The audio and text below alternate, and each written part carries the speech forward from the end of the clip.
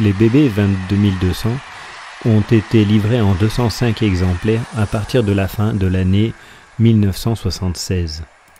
L'utilisation de composants électroniques dans les circuits de traction est apparue sur les locomotives à courant monophasé pour redresser le courant et le rendre apte à faire fonctionner des moteurs à courant continu. C'est l'exemple des BB 15000.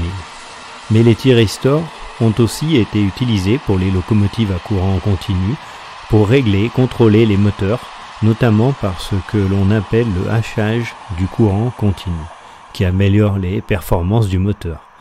C'est le cas de la BB 7200.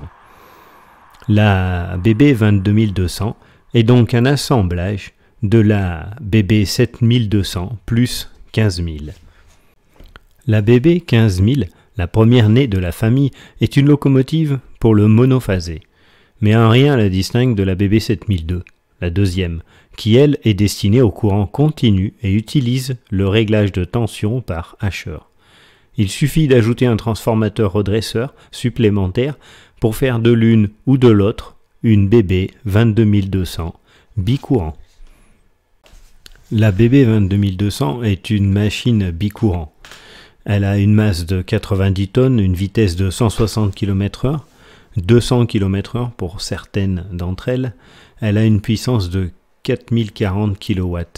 Elle est équipée de bogies monomoteurs. Tout cela fait d'elle, pour son époque, la machine la plus performante, la plus rapide, la plus puissante, polyvalente, capable de faire du train voyageur ou du train de marchandises, et surtout de pouvoir rouler sur deux types de courants différents.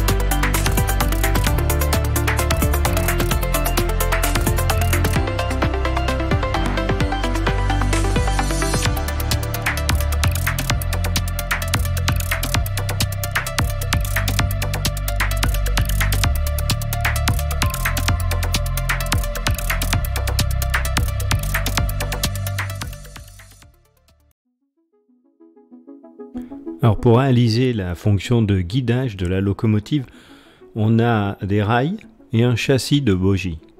Donc on va avoir une liaison entre les rails et le châssis de bogie, et le châssis de bogie et la caisse de la locomotive.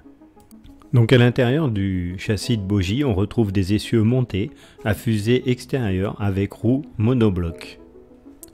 Les essieux sont maintenus par des boîtes d'essieux du type à roulement à rouleau conique. Donc les boîtes d'essieux sont reliées au châssis de bogie par l'intermédiaire de biellettes de liaison à cils en bloc. Donc ici, les parties rondes représentent les articulations à cils en bloc. Ces articulations permettent un déplacement vertical du bogie par rapport aux boîtes d'essieux. Donc la suspension primaire est assurée par des ressorts hélicoïdaux situés de part et d'autre de chaque bogie d'essieux. Ils assurent donc ainsi une liaison élastique entre la boîte d'essieux et le châssis de bogie. Disposés entre chaque boîte d'essieu et le châssis de bogie, des amortisseurs hydrauliques atténuent les oscillations verticales des ressorts hélicoïdaux.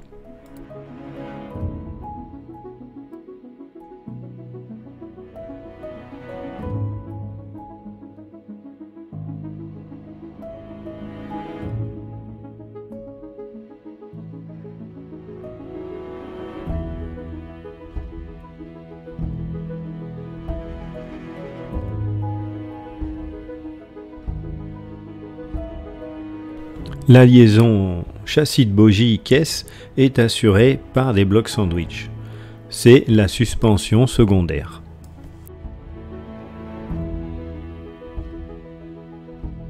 Ainsi, la caisse de la locomotive repose sur chaque bogie par l'intermédiaire de 4 blocs sandwich fixés sur des supports. Leur inclinaison permet le rappel de la caisse lors des déplacements transversaux. Un amortisseur longitudinal est fixé de chaque côté du bogie, d'une part à la caisse, d'autre part au bogie. Ces amortisseurs atténuent les mouvements de la caisse par rapport au bogie.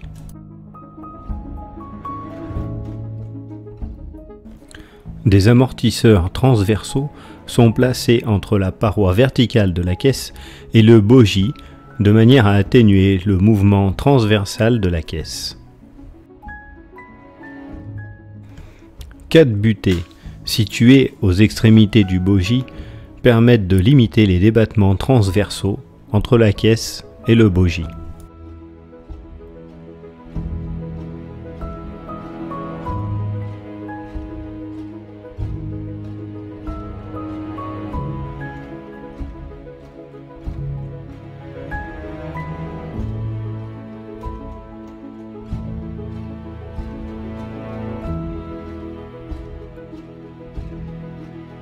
Sur la traverse de tête viennent se fixer les tampons, le tendeur d'attelage et le crochet de traction.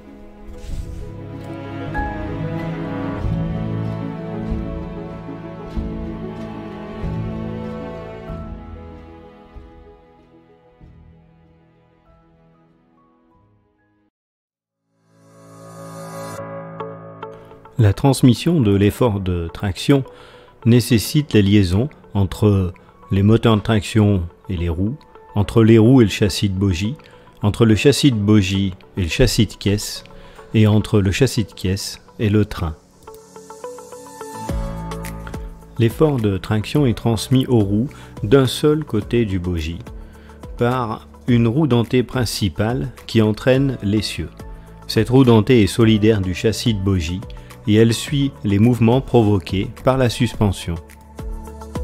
Cette roue tourne autour d'un palier solidaire du carter d'engrenage et entoure l'essieu. Par ailleurs, l'essieu suit les dénivellations de la voie et se déplace par rapport au châssis de bogie. Il est donc nécessaire d'intercaler entre cette roue dentée et l'essieu correspondant une liaison déformable. La liaison est assurée par une transmission qui comprend la roue dentée principale qui entraîne un arbre creux par l'intermédiaire de l'anneau menant portant 4 articulations aciles en bloc. L'arbre creux entraîne à son tour l'essieu mené qui transmet l'effort de traction à la roue par l'intermédiaire de 2 manetons aciles en bloc. Le train d'engrenage est constitué d'un ensemble de 5 engrenages.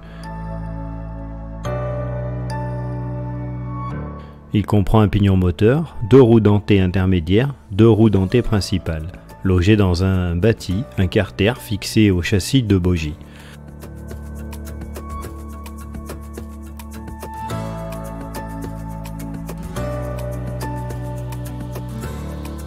Le graissage est assuré par l'huile contenue dans le carter.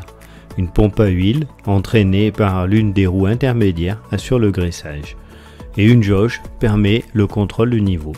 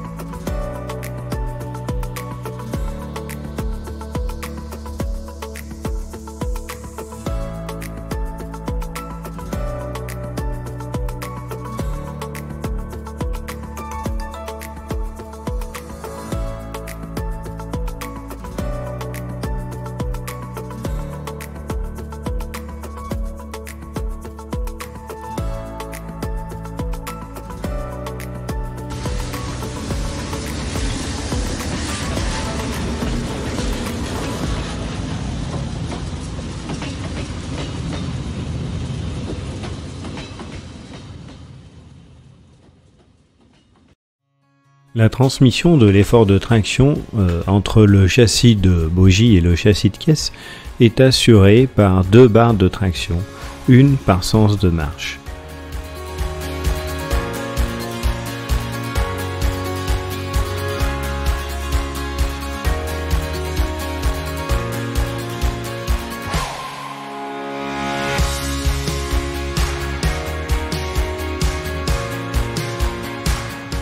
Entre chaque boîte d'essieu vient se placer un réservoir, c'est le réservoir d'huile des graisseurs de boudin.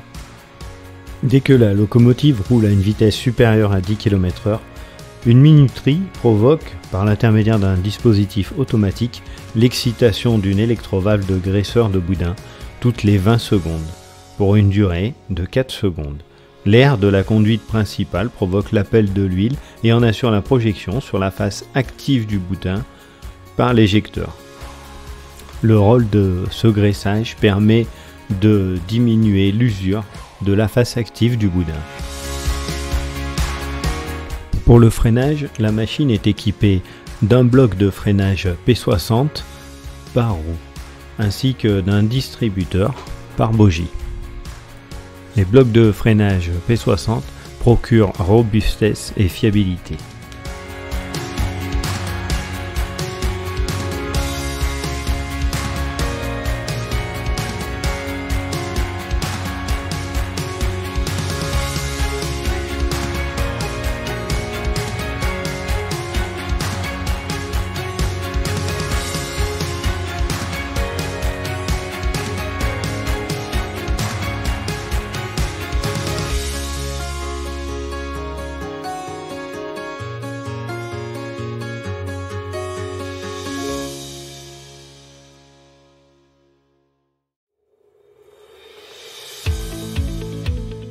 Les barres de traction permettent de transmettre l'effort de traction du châssis de bogie au châssis de caisse et ensuite du châssis de caisse par l'intermédiaire soit du crochet d'attelage, soit des tampons, de transmettre cet effort au convoi. Il peut arriver qu'à la suite de chocs violents et répétés, les barres de traction se rompent. L'une ou les 2 barres peuvent arriver à se rompre. Les carcasses des moteurs portent des butées de sécurité et ces butées elles permettent l'entraînement du châssis de caisse par l'intermédiaire directement du moteur en cas de rupture d'une de ces barres de traction. Bien que les moteurs de la 22200 soient auto-ventilés, ils comportent aussi une ventilation forcée. Ainsi, un ventilateur pour chaque moteur aspire l'air extérieur pour le refouler sur les moteurs de traction via des gaines souples.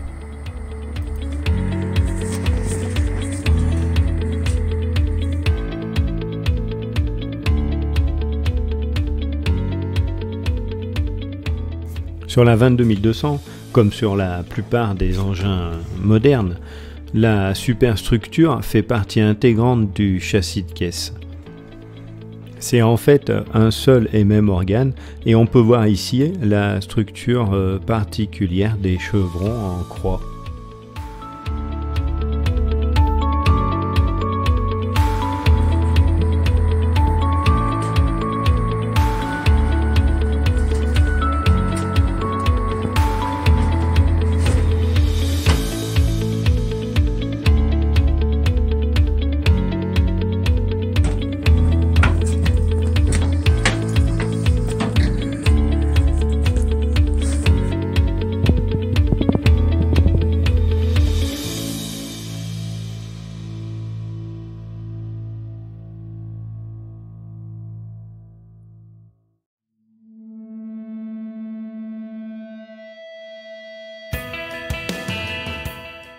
Sur les 22200, comme toutes les machines de cette époque, un bouclier de protection a été prévu devant chaque cabine de conduite, augmentant ainsi considérablement la capacité de résistance au choc. Ce bouclier porte également le nom d'un nid d'abeilles.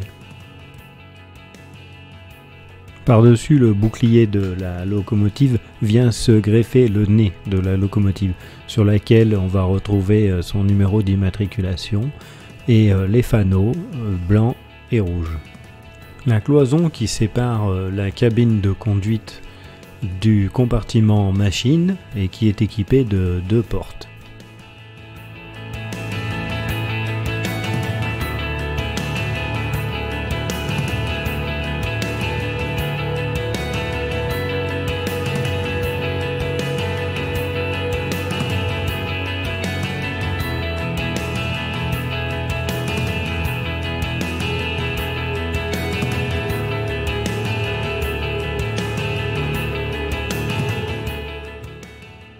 Dès la mise sous tension, il est nécessaire de produire et de stocker de l'air comprimé pour réaliser le freinage et pour le fonctionnement de l'appareillage électropneumatique et pneumatique de la locomotive.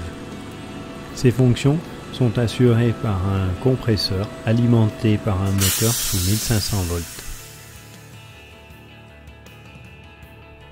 L'air comprimé produit par le compresseur est stocké dans 2 réservoirs principaux qui alimentent une conduite principale. Un dispositif de sécheur d'air équipé d'une purge automatique permet l'élimination de l'eau se trouvant dans le sécheur d'air chaque fois que la pression maximum ORP est atteinte. À côté du compresseur, on retrouve le bloc frein type PBL2 avec les 2 distributeurs, les commandes pour l'isolement, changement de régime de frein, les différentes électrovalves qu'on a vu dans des vidéos sur le fonctionnement du frein.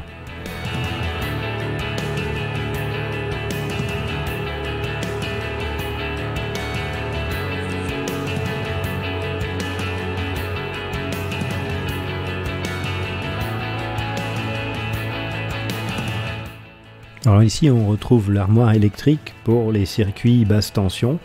Donc en haut on a un contacteur appelé ZBOS et le contacteur pour fermer le circuit batterie et alimenter la machine. ZECL parmi les interrupteurs qui est l'éclairage de la locomotive. Alors dès que la batterie est fermée sur la locomotive, il va falloir l'alimenter en courant. Et pour cela il est nécessaire de capter le courant à la caténaire et c'est le rôle des pantographes. Ensuite, une fois que les pantographes seront montés, il va falloir fermer le ou le disjoncteur pour commencer à pouvoir alimenter la locomotive. Pour fermer les disjoncteurs et monter les pantographes, il va falloir une pression d'air minimum dans la locomotive de 6 bars. Donc si la machine est vide d'air, on dispose d'un réservoir de secours. C'est ce petit réservoir qu'on voit sous le tableau des commandes électriques. Donc lorsque la pression d'air aux réservoirs principaux est insuffisante, ce réservoir constitue une réserve d'air suffisante pour obtenir la montée du pantographe, le positionnement du commutateur qu'on verra plus tard qui s'appelle HMC, c'est le commutateur mono ou continu suivant si on veut alimenter la machine en 25 000 volts monophasé ou 1500 volts continu. Et également, donc la fermeture du contacteur du filtre principal, des disjoncteurs et du contacteur du compresseur pour pouvoir à ce moment-là alimenter en air la machine avec le compresseur principal. Donc le réservoir de secours est équipé d'un robinet d'isolement. C'est-à-dire que le réservoir de secours se remplit en même temps qu'on va remplir les réservoirs principaux de la locomotive. Une fois que la locomotive est remplie en air, on ferme le robinet du réservoir de secours et comme ça il conserve l'air à l'intérieur. Dans le cas où le robinet du réservoir de secours était malencontreusement resté ouvert ou qu'il n'était pas étanche, on dispose d'un compresseur auxiliaire qui va nous permettre d'alimenter ce petit réservoir de secours et ce compresseur auxiliaire est alimenté directement par la batterie. Donc c'est juste une petite réserve. Donc une fois que le conducteur il aura atteint au minimum une pression de 6 bars dans le réservoir de secours, ou s'il dispose de 6 bars dans ses réservoirs principaux, il va pouvoir déverrouiller sa boîte à levier dans sa locomotive, sélectionner la tension qu'il va utiliser avec sa clé pour monter les pantographes, s'il est sous 25 000 ou sous 15 ou 1500 volts, et ensuite il va commander la montée du pantographe. Une fois que le pantographe sera en contact avec la caténaire, il va constater présence de la tension ligne sur son voltmètre ligne et il va fermer son disjoncteur. Donc on va voir en toiture ce qu'on retrouve comme appareil maintenant.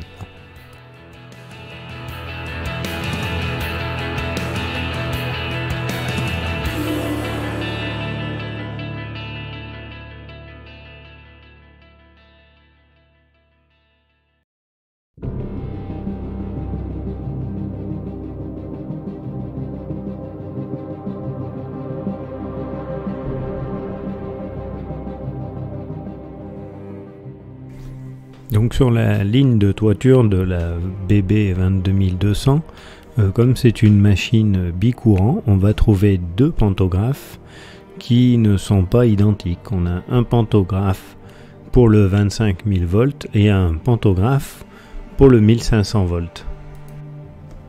Donc pour une machine comme la BB 22200, les intensités captées à la caténaire peuvent être très importantes. Donc pour un engin de ce type, sous courant monophasé, on va avoir, admettons, 176 ampères. Et en courant continu, on peut monter jusqu'à pratiquement 3000 ampères. Donc le pantographe est fixé sur un solide bâti, posé sur 3 plots isolants. Des plots qui vont être différents suivant la tension, 25 000 ou 15 000 volts par exemple. Ensuite, on retrouve le servomoteur qui va permettre de faire descendre ou de libérer la montée du pantographe par l'intermédiaire d'une commande qui s'appelle la bielle à boutonnière. On expliquera, qu'on verra plus tard. Et ensuite, le pantographe est relié à la ligne de toiture. C'est la ligne qui va transporter le courant électrique jusqu'à l'intérieur de la machine. Donc ici on peut voir le pantographe 25 000 volts.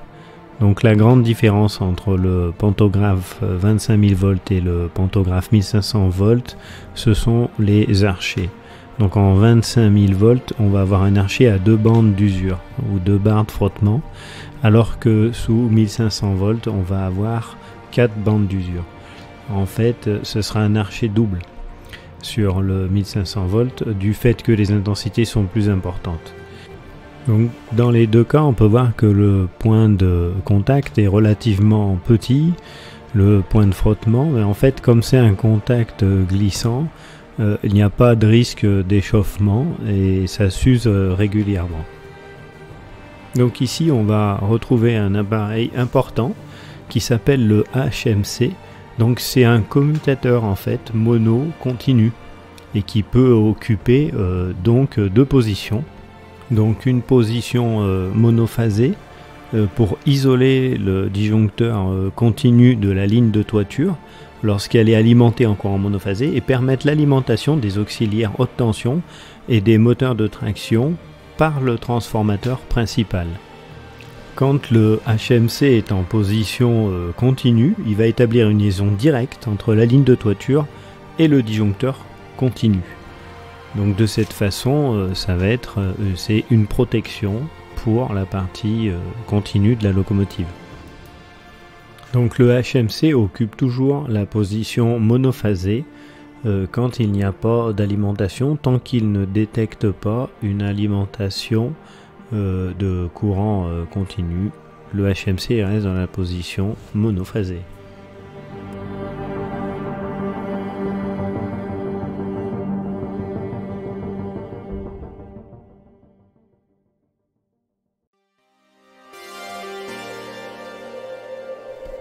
Donc bien sûr, quand on suit cette ligne de toiture, on va arriver à ce qu'on appelle une traversée, c'est-à-dire qu'à un endroit dans la ligne de toiture, fixé avec des tresses de shunt, on appelle ça, le courant va traverser la toiture pour rentrer à l'intérieur du compartiment haute tension. Donc bien sûr, tout ceci est protégé à l'intérieur de la locomotive. Par contre, à l'extérieur de la locomotive, hormis la toiture évidemment qui est isolée, mais tout le reste, la ligne de toiture, les pantographes, etc., reçoivent l'alimentation du courant sous lequel la machine circule.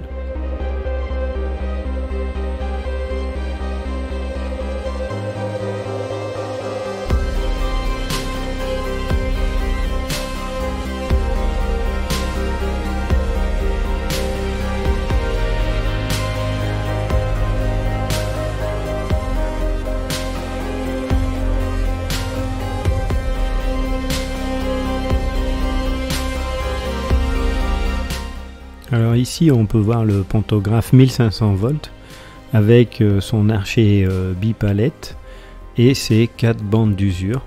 Donc il est équipé de cornes, donc les cornes sur les côtés du pantographe, elles servent pour éviter l'enchevêtrement du pantographe aux endroits de croisement de la caténaire. Alors ici on va retrouver ce qu'on appelle le HOM. Donc le HOM c'est un sectionneur pour mettre à la terre la ligne de toiture. C'est-à-dire qu'on va isoler électriquement les deux pantographes si on veut intervenir par exemple dans des compartiments de tension, etc. Donc il permet d'isoler donc électriquement les pantographes, mais également pneumatiquement. C'est-à-dire que quand le HOM est actionné, que la ligne de toiture est à la terre, on ne peut pas envoyer d'air dans les servomoteurs des pantographes pour les faire monter. C'est donc un appareil de protection qu'on retrouve sur beaucoup de machines électriques et qui sert à s'assurer qu'il n'y ait pas de possibilité de contact électrique une fois qu'on a pris les sécurités nécessaires. Alors ce qui est important de préciser, c'est que le HOM est commandé par l'intérieur. Il est commandé à l'intérieur de la machine par l'intermédiaire de clés. Et les commandes pneumatiques, donc l'isolement pneumatique, on ne le voit pas non plus en toiture, puisque c'est des circuits pneumatiques qui passent à l'intérieur de la locomotive, qui vont être isolés. Donc ici on retrouve le disjoncteur monophasé. Donc en fait la locomotive est équipée de 2 disjoncteurs, un disjoncteur monophasé pour le 25 000 volts et un disjoncteur continu pour le 1500 volts. Donc le disjoncteur monophasé se trouve en toiture, alors que le disjoncteur continu se trouve à l'intérieur de la locomotive. Donc en fait ces emplacements ont été faits soit une question de sécurité par rapport aux tensions ou aux intensités, soit une question de place. Donc le disjoncteur il occupe deux fonctions, une fonction d'interruption pour couper le courant de l'engin moteur et ainsi permettre la mise hors service de la locomotive, ou une fonction de protection est destinée à couper très rapidement le circuit haute tension de l'engin moteur en cas d'apparition d'une anomalie. Donc les deux disjoncteurs 25 000 volts ou 1500 volts sont de conception totalement différentes du fait des tensions et des intensités qui sont différentes. Donc l'ouverture ou la fermeture du disjoncteur monophasé est réalisée pneumatiquement. Il lui faut une pression d'air minimale de 5 bars. Donc en réalité, ce disjoncteur est composé de deux disjoncteurs. Donc à l'ouverture du disjoncteur, il y a d'abord un premier dispositif inférieur qui est à l'intérieur, qu'on ne voit pas, qui s'ouvre et il insère ainsi dans le circuit électrique une résistance qui limite l'intensité à couper par le sectionneur du disjoncteur.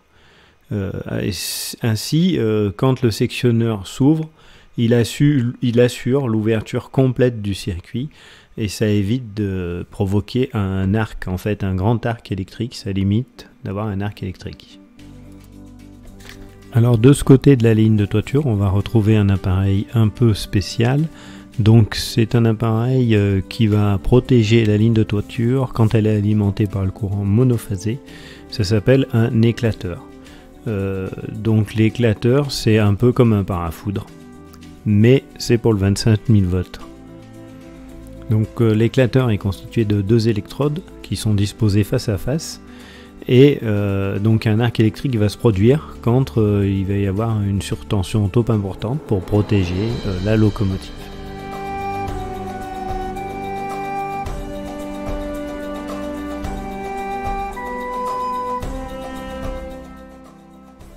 Donc côté ligne de toiture alimentée en 1500 volts, on retrouve un parafoudre. Donc le parafoudre, c'est comme l'éclateur, mais sous 1500 volts. Donc le parafoudre, c'est cette boîte rectangulaire qu'on voit sur le toit de la locomotive. Donc en cas de surtension, le parafoudre va griller. Donc c'est un appareil qui flambe et il faut ensuite le changer. Donc le parafoudre va se déclencher si il y a une surtension importante comme un éclair, mais également si par exemple le conducteur monte le pantographe en sélectionnant la serrure continue sous 25 000 volts. s'il se trompe de tension d'alimentation, ça va faire griller le parafoudre. Alors maintenant, on va voir comment fonctionne le pantographe, comment il est articulé pour pouvoir monter. Donc on a au départ deux ressorts, ce sont les ressorts de montée. En fait, le pantographe, sa montée, elle est automatique. Elle n'est pas pneumatique. Ce sont des ressorts mécaniques qui vont permettre, par l'intermédiaire de bras articulés, d'actionner la montée du pantographe. Donc pour commander la montée des pantographes, on va utiliser un servomoteur. Donc un servomoteur, en fait, c'est un cylindre avec un piston à l'intérieur. Donc on va envoyer de l'air. Ça va comprimer ce piston.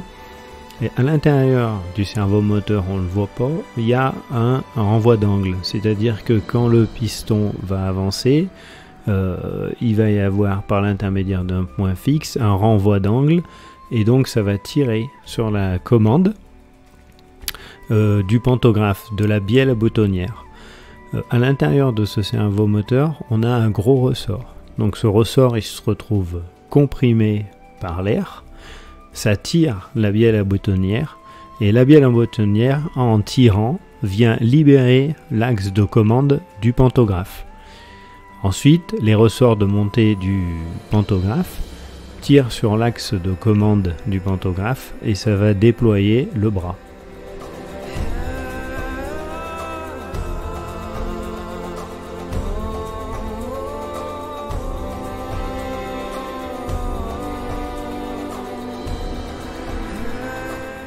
Donc le pantographe, il s'arrête de monter une fois qu'il est en contact avec le fil. C'est-à-dire que c'est le fil de la caténaire qui arrête le développement, le déploiement du bras.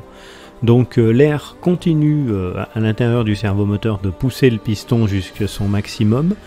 Et comme on a une bielle à boutonnière, la bielle à boutonnière, elle se retrouve dans une position neutre, on va dire, ce qui permet au pantographe de suivre les variations de hauteur de la caténaire. C'est-à-dire que le pantographe, il va monter, descendre librement grâce à cette bielle à boutonnière.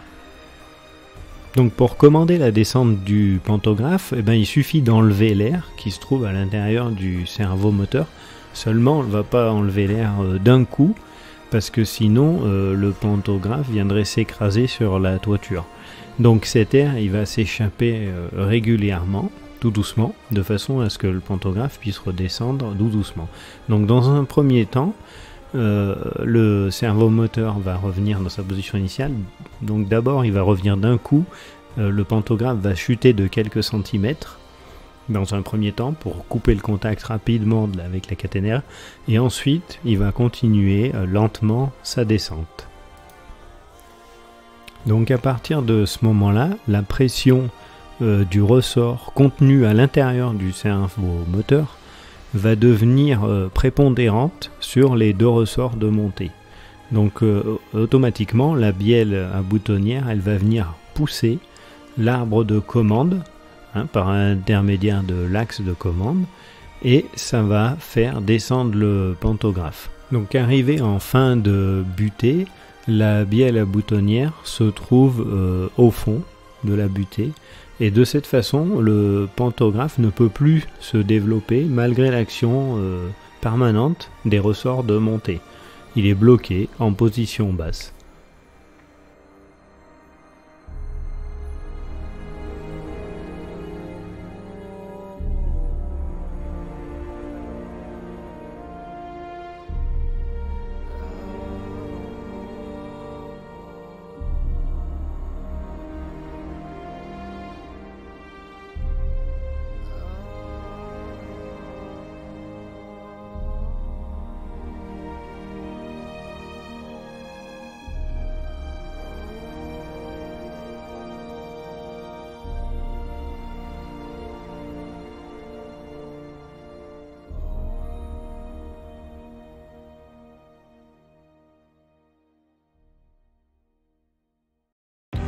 Donc le courant ainsi capté va descendre à l'intérieur de la locomotive par ce qu'on appelle la descente de toiture, pour aller directement, donc sous courant monophasé, alimenter le transformateur de manière à faire baisser cette tension pour alimenter ensuite les moteurs de traction.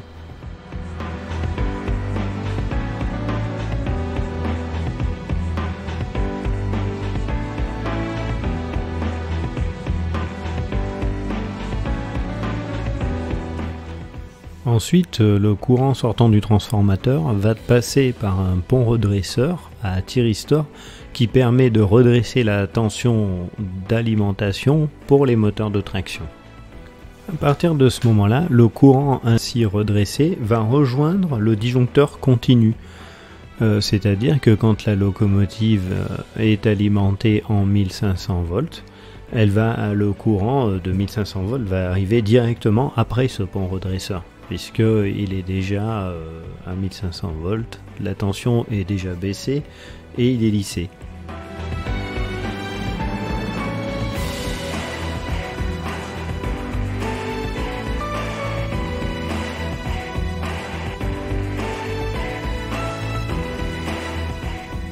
De là, le courant va passer par ce que l'on appelle des hacheurs de courant. Donc il y a des hacheurs de courant pour le moteur 1 et pour le moteur 2.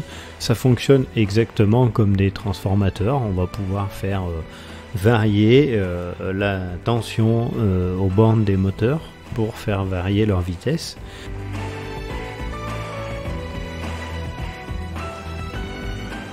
Donc à la sortie de ces hacheurs de courant, on va avoir des selfs de lissage. Donc pour obtenir un courant le plus stable possible, on va dire le plus propre possible, pour venir alimenter nos moteurs et également certains auxiliaires.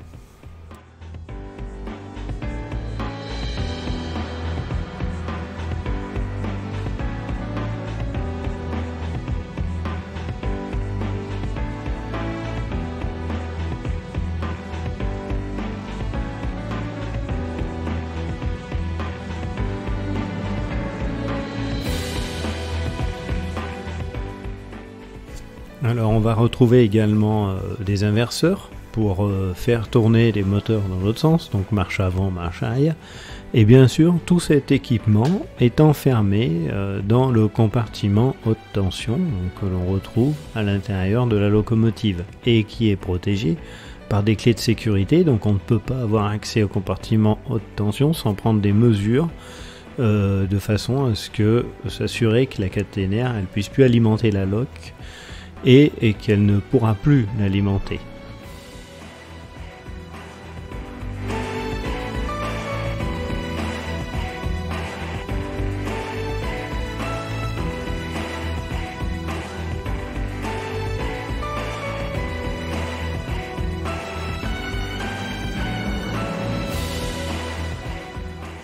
Alors pour refroidir ce compartiment haute tension, donc le transformateur, les selfs, le bloc de redresseur avec les hacheurs et convertisseurs des auxiliaires, on a une cuve du transformateur des selfs, donc cette cuve dans laquelle sont logés le transformateur, les selfs, les filtres de lissage.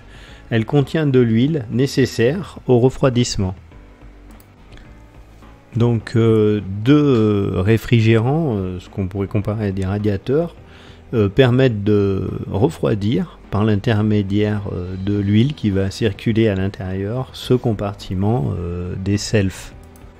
Alors bien entendu on va avoir une pompe à huile qui va permettre la circulation de ce refroidissement par huile. Donc en plus de tout ça, on va avoir 4 ventilateurs. Donc on a 2 compartiments avec 2 ventilateurs d'un côté, 2 ventilateurs de l'autre, qui vont permettre de faire circuler l'air au travers des réfrigérants, c'est-à-dire des radiateurs qui contiennent l'huile de refroidissement. Et donc cet air chaud est ensuite évacué en toiture par l'intermédiaire des persiennes de toiture.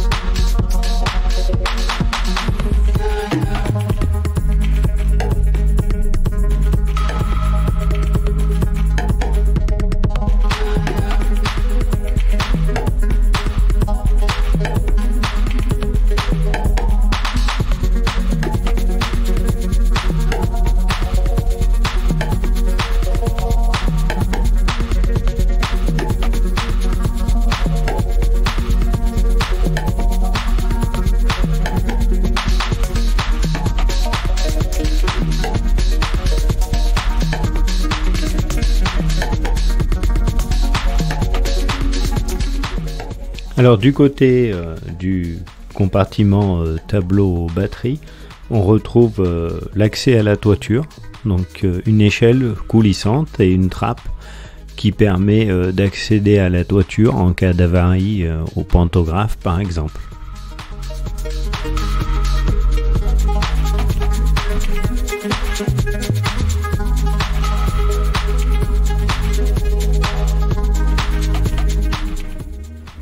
Donc en cabine de conduite, on retrouve un pupitre normal, classique de ces années-là, donc divisé en plusieurs parties. Donc à gauche, on retrouve ce qu'on appelle le panneau de frein, avec les manomètres CP, CG, RE, le manomètre des cylindres de frein, la commande de serrage et desserrage gradué pour le frein automatique et les interrupteurs d'isolement du frein, le FEP, le frein électropneumatique, le frein direct, le bouton poussoir d'urgence. Dans la partie centrale, on retrouve le cerclot pour la commande traction-freinage. En face, on a l'indicateur de vitesse, le voltmètre batterie, l'indicateur de VI. Sous ce cerclot, on retrouve notre boîte à levier avec les enclenchements pour le disjoncteur, les enclenchements pour le compresseur en fonctionnement automatique ou manuel, les ventilateurs, le chauffage, les fanaux, les vitres chauffantes et l'interrupteur d'essai pour la VA. Alors, de l'autre côté, à droite, donc du pupitre central, on retrouve le voltmètre ligne, les ampèremètres moteurs 1 et 2 et les ampèremètres d'excitation des moteurs 1 et 2. Alors pour pouvoir créer l'effort de traction, il faut commencer par sélectionner le sens de marche à l'aide de la manette qui se trouve en haut, qu'on appelle MPJ, donc c'est l'inverseur. Donc il a trois positions, une position 0 qui est une position neutre, on ne peut pas tractionner.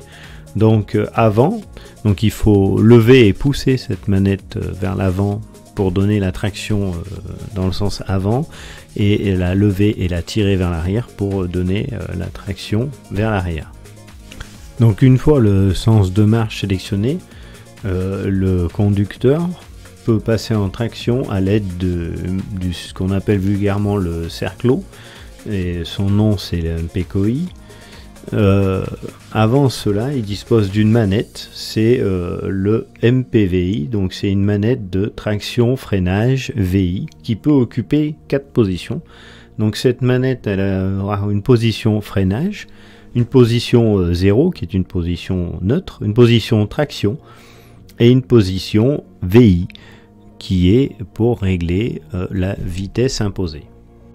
Donc une fois que le conducteur aura sélectionné MPVI, donc la manette sur la position traction, il pourra déplacer le cerclot pour amener de l'intensité au niveau des moteurs de traction. Donc pour déplacer ce cerclot, il faut actionner une manette qui bloque mécaniquement le cerclot pour éviter de tractionner par erreur. Donc à l'aide de la main gauche, il va actionner un déverrouillage qui va lui permettre de tourner son cerclot. De la même façon, quand il veut passer en freinage électrique, il ramène son cerclot à 0 et il place la manette MPVI sur la position freinage. Ensuite, il reprend le cerclot et dans le même sens que pour tractionner, à ce moment-là, il va produire un effort de freinage grâce au freinage électrique. Alors je vais détailler brièvement les trois positions qui sont la traction manuelle, la traction en vitesse imposée et le freinage électrique. Donc en commande manuelle, la traction, plus on va déplacer le cerclot donc sur la gauche, et plus on va avoir de l'intensité au niveau des moteurs de traction. Donc au décollage, on va avoir des intensités maximales à ne pas dépasser, et donc en fait on peut augmenter l'intensité au fur et à mesure que le train va prendre de la vitesse. Donc c'est ce qui s'appelle la mise en vitesse. Donc en position de vitesse imposée, le conducteur donc va placer la manette MPVI sur la position VI. À partir de ce moment-là, ça va déplacer l'aiguille de l'indicateur de vitesse imposée. Donc une fois que le conducteur aura sélectionné la vitesse que le train doit respecter, il déplace le cerclot sur une position de traction et ensuite les moteurs de traction vont être alimentés en intensité jusqu'à obtenir la vitesse souhaitée. Puis quand le train approche de cette vitesse, ça coupe la traction. Donc ce qu'on appelle le freinage électrique est en fait de son vrai nom le freinage rhéostatique, est un moyen supplémentaire destiné à obtenir un effort de retenue au train. Le freinage rhéostatique, il est réalisé par les moteurs de traction fonctionnant en génératrice à excitation séparée. C'est-à-dire que chaque génératrice débite dans un circuit extérieur résistant et constitué par les résistances de freinage. C'est-à-dire que les moteurs de traction vont se mettre à produire du courant. À place de les alimenter, c'est eux qui vont alimenter des résistances. Comme ils fournissent du courant, ce courant va être dissipé dans des résistances qui va créer un effort de retenue. C'est-à-dire que plus le courant fourni par le moteur est consommé, plus le moteur force. Et donc le freinage rhéostatique est plus efficace à vitesse élevée qu'à basse vitesse, puisqu'il va fournir plus de courant. Voilà. Donc ça va créer un effort de retenue et ça permet d'éviter d'utiliser le frein pneumatique. C'est un ralentisseur. Alors pour créer ce freinage électrique, il y a plusieurs façons en fait. Donc soit manuellement, le conducteur va déplacer le manipulateur MPVI sur la position freinage et ensuite à l'aide du cerclot, le MPCOI, il va se déplacer et ça va provoquer un effort de retenue.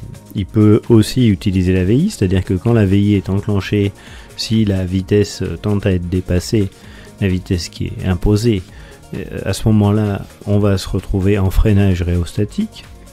Ensuite, on a ce qu'on appelle le freinage combiné, c'est-à-dire qu'en cas de serrage gradué au niveau de la CG, du PBL2, on va avoir en même temps une action du frein rhéostatique au niveau de la machine. Ce même freinage combiné va être mis en service en cas de serrage d'urgence. Donc dès que la pression dans la conduite générale est inférieure à 3,3 bars, donc le freinage rhéostatique, il se met en route et il est maintenu à sa valeur maximale et il reste en action jusqu'à 12 km/h environ.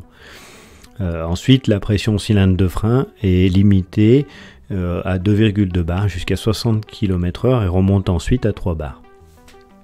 C'est ce qu'on appelle donc le freinage combiné. Les résistances de freinage, ainsi traversées par le courant débité par les moteurs, transformées pour l'occasion en génératrices, produisent de la chaleur. Il est donc nécessaire de les refroidir.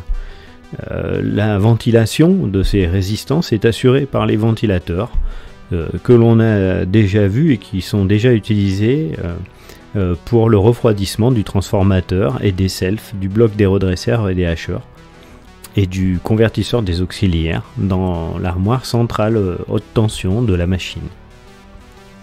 Donc sans rentrer dans des détails trop poussés du fonctionnement de certains contacteurs et autres inverseurs de cette machine, nous avons vu des fonctions essentielles mécaniques, électriques et électroniques permettant le fonctionnement de cette BB 22200.